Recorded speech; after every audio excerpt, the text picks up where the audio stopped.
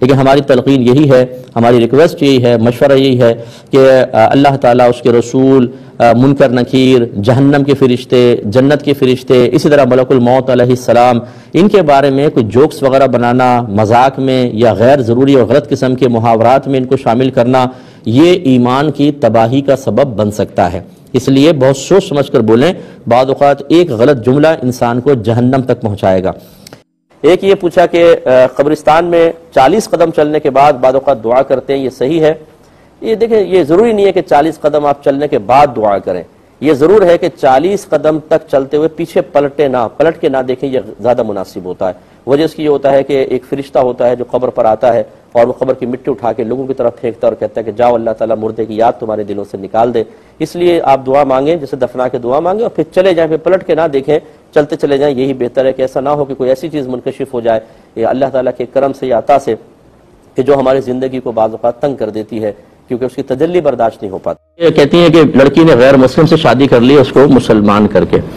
دیکھیں، اگر مسلمان کیا ہے، باقاعدہ وہ لڑکے نے کلمہ پڑھا ہے تو بہرحال وہ مسلمان ہے، اور اس بچی کو کہ اس سے شادی دیکھیں، مسلمان ماننا تو اس کو واجب تھا فوری طور پر جیسے کلمہ پڑھے گا، لیکن شادی کا اسٹیپ فوراً اٹھانا یہ بالکل ٹھیک نہیں تھا۔ اس کی وجہ یہ ہے کہ کلمہ جب کوئی ہمارے سامنے پڑھتا ہے تو ہمیں اسے مسلمان ماننا واجب تو ہے، لیکن اب مزید اس کے ساتھ معاملات کرنے کے لیے دیکھا جائے گا کہ اس نے سابقہ عقائد باطلہ سے توبہ بھی کی ہے کہ نہیں کی ہے۔ اب جیسے حضرت اسامہ رضی اللہ تعالیٰ عنہ کہتے ہیں کہ کافر ان کے سامنے تھا، مقابلہ ہو رہا تھا، وہ گر گیا، آپ نے تلوار نکالی، اس نے کلمہ پڑھ لیا، آپ نے اس کو مار دیا۔ جب نبی کریم صلی اللہ علیہ وسلم کے پاس یہ بات پہنچی تو آپ نے فرمایا، اسامہ، اس نے جب کلمہ پڑھ لیا تھا تم نے اس کو کیوں مارا؟ تو عرض کیا، رسول اللہ، اس نے تو میرے تلوار کے خوف کی وجہ سے کلمہ پڑھا۔ تو سرکار نے فرمایا، کیا آپ نے اس کا دل چیر کر دیکھا تھا؟ اس کا مطلب یہ ہے کہ ہمیں اس کو مسلمان تو مان لینا ہوگا، لیکن فرض کر لیں ایک غیر مسلم ہے، وہ کلمہ پڑھتا ہے آپ کے سامنے، لیکن کہتا ہے میں بتوں کی عبادت کو جائز کہتا رہوں گا اور فلاں کو بھی اپنا بھگوان وغیرہ مانتا رہوں گا، بتائیے وہ کہاں سے مسلمان ہوگا؟ اگر صرف کلمہ پڑھتا تو ہم کہتے ہیں ہاں یہ مسلمان ہے، ہم اس کو مسلمانوں والا معاملہ کرتے، لیکن ابھی مکمل طور پہ اطمینان حاصل کرنے کے لیے کچھ کراس کویسچننگ کی ضرورت تھی کہ کیا آپ نے عقائد باطلہ سے توبہ کی ہے؟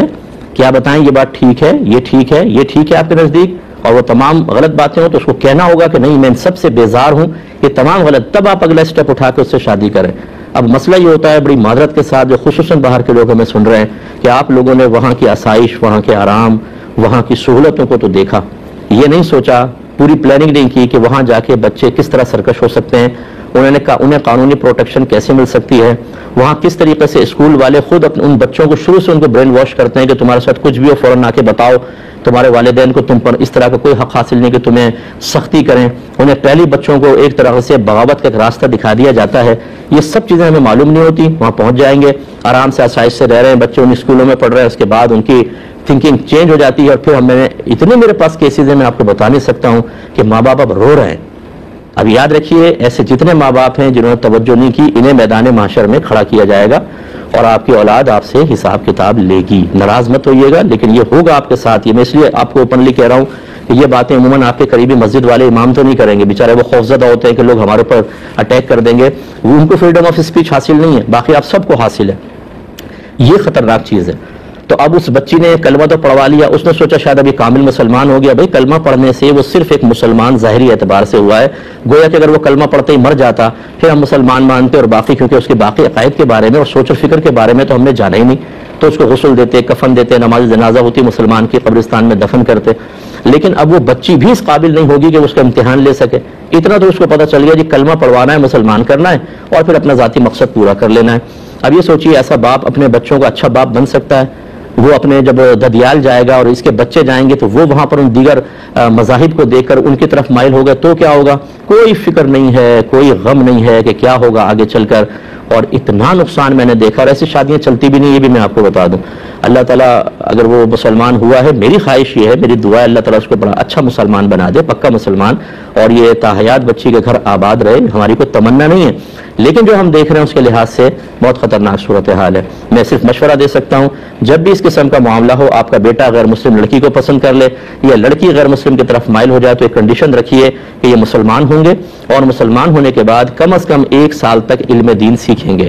اس کے لیے آپ اپنے قریبی علماء سے رجوع کر لیں، کوئی نہ ملے میرا نمبر لے لیں کنٹرول روم سے، میں آپ کو ٹیچر پرووائڈ کر دوں گا جو ٹو دا پوائنٹ اس کو 1 سال تک اس کی برین واشنگ کرنے کی کوشش کرے گا. برین واشنگ سے مراد اس کے ذہن سے عقائد باطلہ نکالے گا اور اس کو مذہب سکھائے گا.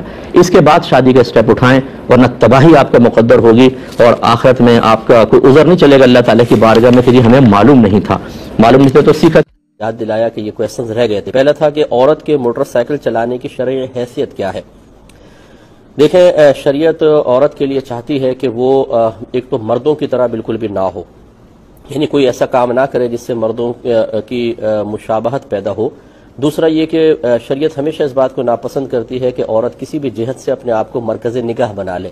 اسی لیے عورت کو بہت زیادہ تیز خوشبو لگا کر باہر نکلنے سے منع کیا گیا، کیونکہ جب وہ خوشبو لگا کر نکلے گی اور غیر مردوں تک پہنچے گی تو لازم سی بات ہے کہ آدمی اس کا مرکز اور مرجع دیکھتا ہے کہ کہاں سے خوشبو آئی تو عورت کی طرف توجہ ہو جائے گی. اسی طرح علماء نے منع فرمایا کہ عورتیں بہت زیادہ بھڑکیلے لباس، حتیٰ کہ اگر کوئی بہن برقع استعمال کرتی ہے تو اس طرح کا نہ کرے کہ اس میں نقش و نگار وغیرہ ہوں کہ کسی کی توجہ نہ بھی ہو تو اچانک اس کی طرف ہو جائے. ان چیزوں سے منع کیا گیا ہے اور ان میں بہت سارے امور گناہ بھی ہوتے ہیں. اب ہمارے معاشرے میں خصوصاً ہمارے پاکستان میں عورتیں بالکل موٹر سائیکل نہیں چلاتی ہیں. یہاں گاڑی چلا رہی ہوں تو میں نے دیکھا ہے کہ لوگ جھانک جھانک کے دیکھنا شروع کر دیتے ہیں کہ یہ ایک عورت گاڑی چلا رہی ہے. موٹر سائیکل تو ویسے ہی نہیں چلاتے. اب جب عورت چلائے گی لازم بات ہے کہ ہر ایک کی مرکز نگاہ بنے گی.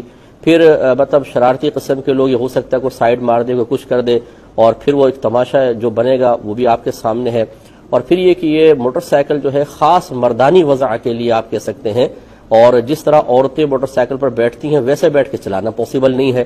لازمات ایک پاؤں ایک پاؤں ادھر کر کے چلانی پڑے گی اور اس میں پھر آپ خود سوچ سکتے ہیں کہ کس طرح کا ماحول بنے گا. اس لیے ہمارے معاشرے میں خاص طور پر اس سے منع ہی کیا جائے گا. اور اگر میں اس کو کہوں کہ یہ شدید مکروہ ہے تو اس میں کوئی مطلب تعجب خیز بات نہیں ہوگی، کیونکہ مزاج شرع یہ ہے کہ عورتیں اس طرح کی سواریاں استعمال نہ کریں. ایک ہمارے کالر ہمارے ساتھ ہیں. السلام علیکم.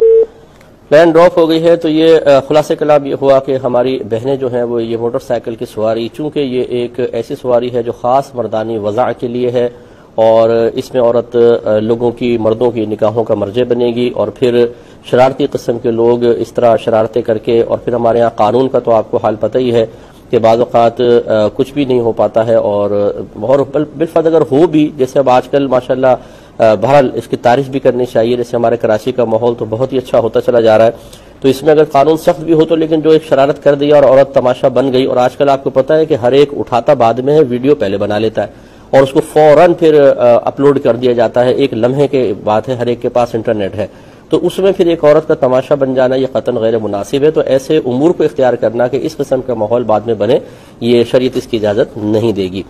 تو میں اس کو حرام نہیں کہہ رہا ہوں، لیکن بہرحال یہ کراہت کے درجے میں ضرور ہے، اس سے اجتناب کرنا چاہیے. یہ